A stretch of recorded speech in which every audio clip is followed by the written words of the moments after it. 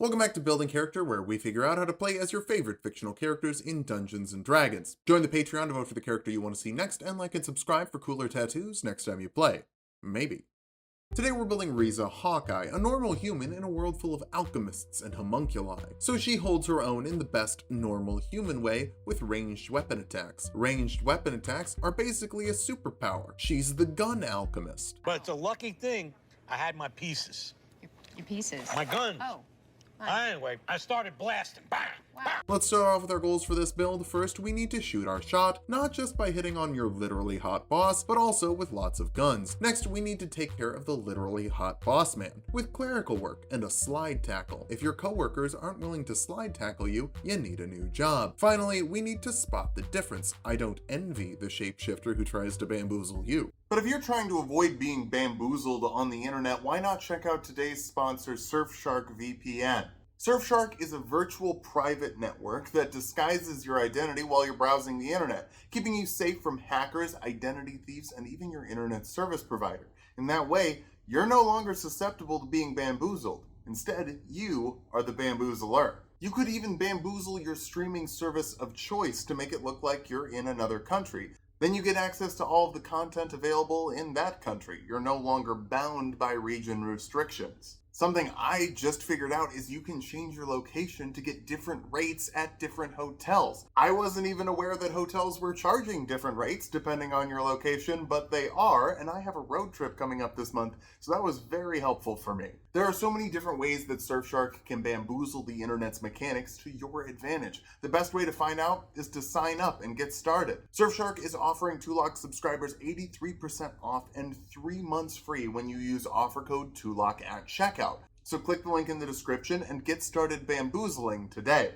Now, back to the video. For stats, we'll be using the standard point array from the player's handbook. Roll for stats if you want, just keep your multi-classing minimums in mind. Dexterity will be number 1. Shooting stuff requires good aim, and the dress code for the state is pretty casual. Wisdom after that, you've got sharp senses and intuitive intuition. Intelligence after that, seeing through illusions, doesn't actually use insight or perception, so if you're gonna bust that shapeshifter, you need investigation. Follow that up with charisma. Your boss likes you. He might even like you. Normally, that's a power imbalance, but if anything, Hawkeye's the one calling the shots in that relationship. Constitution's a bit low. You don't have to worry about getting hit if you can turn your enemies into Swiss cheese before they get close to you, and will dump strength. Your favorite method of melee combat is shooting people point blank. Riza is a human, but if we go custom lineage, we can have 18 dexterity at level 1, so that's gonna be my pick. Grab the gunner feat for +1 dexterity, proficiency with firearms, the ability to fire within melee range without disadvantage, and ignore the loading property. Most gunners just reload fast enough, but Riza just has like 6 more guns on her, ready to go. Also valid. Bump your dexterity with your 2 free points, take investigation for your skill of choice, and build your own background for sleight of hand and stealth. You're a little outclassed by abominations of alchemy. Maybe just make sure that you're hidden. Rogues are great at hiding, and 4 other things like perception, insight, deception, and persuasion. They're even better at 2 of those things thanks to expertise, doubling your proficiency bonus to 2 skills you're proficient with, like investigation and perception. If you want to be undisturbed in the hawk's nest, you need high passive perception to stop gluttony from getting the drop on you. It doesn't seem all that sneaky though. Speaking of sneaky, sneak attack. That lets you add a d6 of damage to 1 attack per turn with a ranged weapon, as long as you have an ally within 5 feet of the enemy or advantage on the roll. We'll get some options for both in a bit. For now, jump to fighter right away for a fighting style like archery, adding 2 to your attack rolls with ranged weapons. That's +8 at level 2, which is incredibly accurate at this point in the game. You also get second wind, letting you heal 1d10 plus your fighter level as a bonus action once per short rest. Hawkeye isn't a tank, but she's no slouch. Take a deep breath and get ready to get steady. Second level fighters get action surge, letting you make 2 actions in 1 turn once per short rest. Since you can only sneak attack once per turn, ready in action to shoot someone who attacks one of your party members. That's an attack on the enemy's turn, so sneak attack can pop again since they'll be within melee range of the person they're attacking. It's good strategy. Third level fighters can choose a martial archetype, and this is where we can get godly secretarial skills as a battle master. As a student of war, you get proficiency with a set of artisan's tools, like calligraphy, to take great notes on meetings and perform human alchemy. You also get 4d8 superiority die you could spend on 3 maneuvers, special trick shots that make you cooler than the other archers. Precision attack lets you add your superiority die to an attack roll. You already have a huge modifier, but now you can have a huger modifier. Trip attack forces a strength saving throw on a creature, failing that they're knocked prone. Now,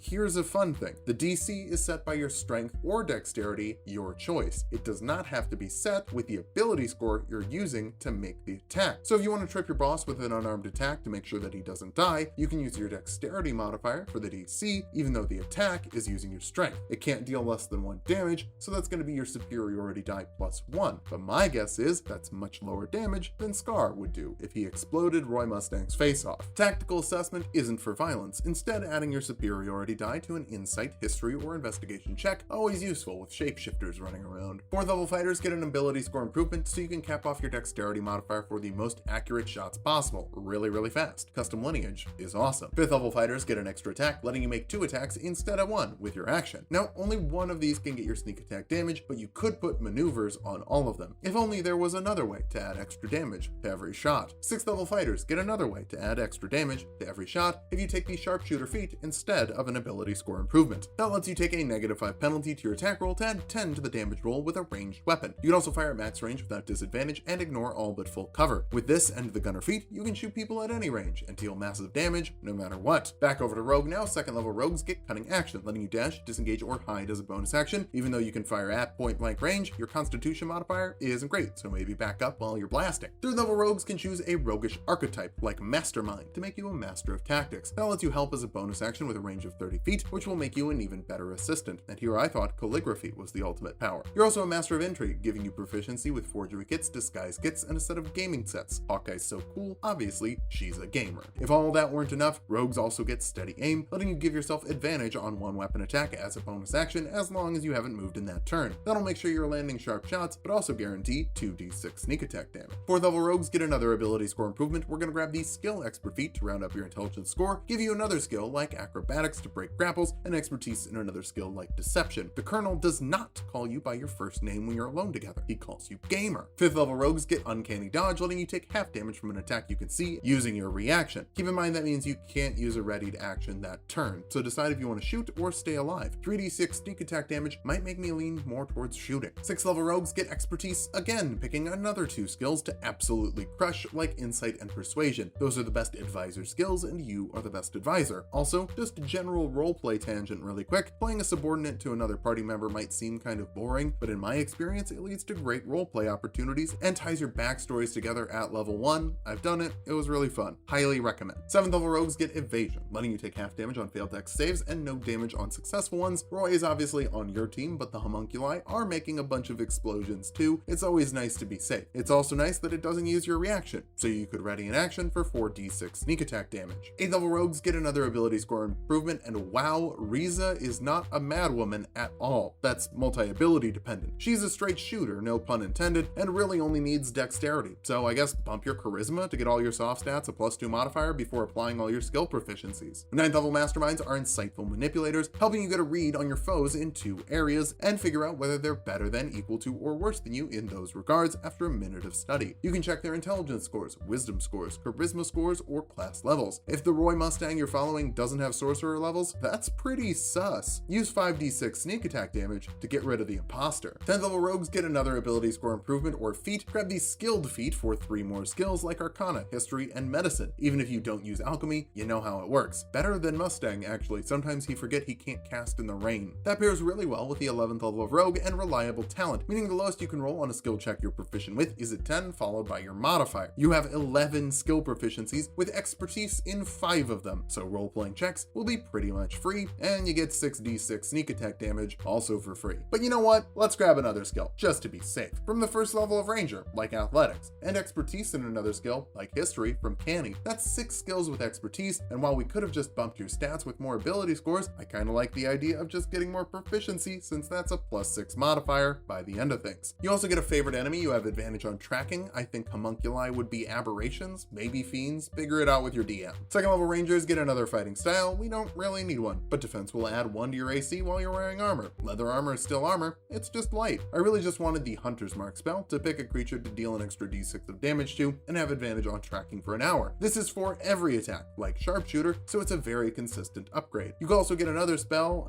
Long Strider, like you run 10 feet faster. It pairs really nicely with Cunning Action to make sure you're not in melee range. Our capstone is the 3rd level of Ranger. Monster Slayers can make a creature their Slayer's prey, meaning the first time per turn you shoot them, you deal an extra d6 of damage. Basically, it just bumps up your sneak attack damage by 1 since it's once per turn, but you don't need all of the other requirements of sneak attack to get that d6. You also get Hunter's Sense, letting you know a creature's resistances, immunities, and vulnerabilities, and amount of times per long rest equal to your wisdom modifier. I think Lust resists fire. I also don't think Roy cares. Now that we've hit level 20, let's figure out how viable this build is. First, you're a crack shot with extra damage from Sharpshooter, Action Surge, Superiority Die, Sneak Attack, Hunter's Mark, Extra Attack, and Slayer Spray on a pistol to deal 3d10 plus 17d6 plus 4d8 plus 45 damage if you ready your action to shoot on the enemy's turn. It's a little complicated. It's also around 120 damage with median rolls. You also have an unreasonable amount of skills with 12 proficiencies, 6 doubled from expertise, and a minimum of 10 on all those rolls. You're basically never gonna fail. Finally, you're helpful, pointing out resistances, vulnerabilities, and helping as a bonus action